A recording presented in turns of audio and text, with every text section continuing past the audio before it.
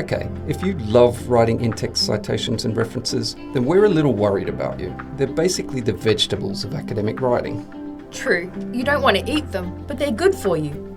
Trust us, they're key to making your academic writing solid and keeping you out of trouble. So let's break it down, nice and easy. Ready?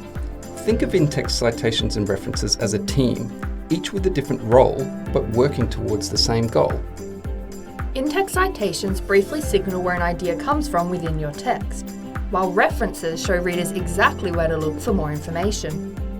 Together they keep your work legit, honest, and easy for your readers to follow. So what's the deal with in-text citations? Well, you can't just throw outside information into your work and pretend it's yours. That's a big academic don't. Instead, we drop little indicators into our writing whenever we borrow an idea, quote, or bit of information from a source.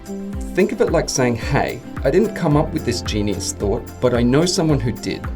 In most styles, like APA or Harvard, you'll include the author's last name and the year the source was published.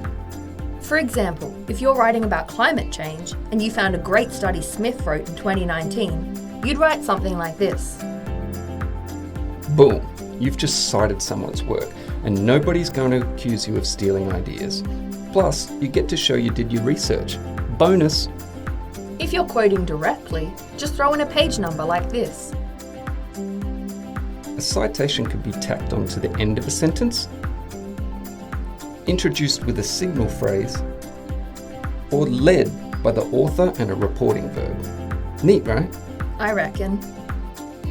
Now don't just drop that in there and walk away. You need to give people the whole story. That's where the reference list comes into play. It's like the credits at the end of a movie.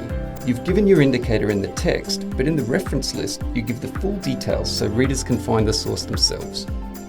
References are less flexible than in-text citations. The reference for a source will always be arranged the same because they follow a specific formula. In APA, for example, the elements are author, date, title, publisher, and source. For the Smith example, here's how the reference would look in APA style. Pretty cool, right? Totally. It includes everything your reader needs to track down the article.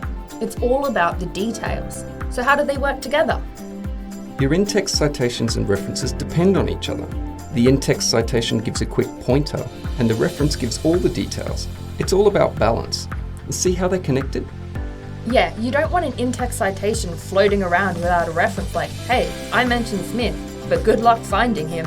And the reverse is also true. No listing references that you didn't actually cite. Exactly. Every in-text citation must have a matching reference, and every reference needs to show up in your text. It's a relationship. Don't break them up. So there you have it, in-text citations and references, two sides of the same academic coin. Together, they make your work credible, ethical, and easy to follow. You've got this. Happy citing, everyone!